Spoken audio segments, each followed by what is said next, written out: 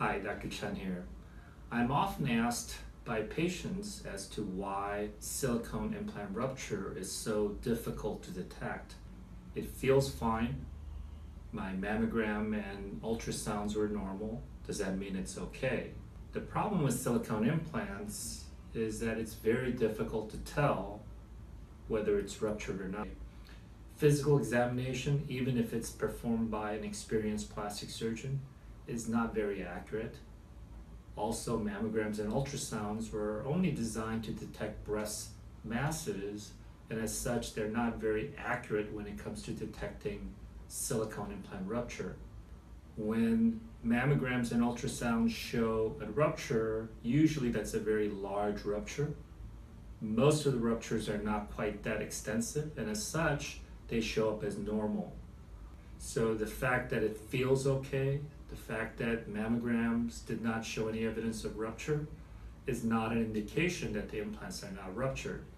Only the breast MRI is sensitive enough to detect these ruptures, so whenever there's a question, I tend to order a breast MRI if that will help decide the type of surgery we're going to perform.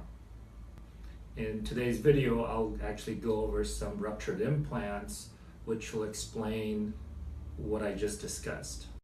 In this example, you can see a grossly ruptured silicone implant.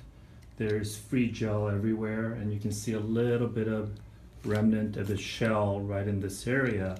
So this type of a rupture will be seen by mammogram, ultrasound. It's really easy to detect. In this example, I've had this implant for close to 20 years. At first glance, it appears to be completely intact, but there is a small tear, and if you squeeze the implant, and I'll kind of do it sideways, you can see, I don't know if you can see, so you can see a little bit of the gel coming out. So there's a little tear right in that area. And so you can see an implant, even when you look at it with your eyes, it seems okay. And so certainly a rupture like this would never be detected on a mammogram or ultrasound. So here's another example of ruptured silicone implant. So this is a recently removed textured implant. And likewise, when you look at the actual implant, there doesn't appear to be any evidence of rupture, but certainly this implant is ruptured as well, in a sense that you can see a little tear there. If you squeeze, you can really see that gel coming out. But as it sits here, especially if I were to wipe off this gel, you can kind of see why, again, this would be very difficult to detect on a mammogram and ultrasound.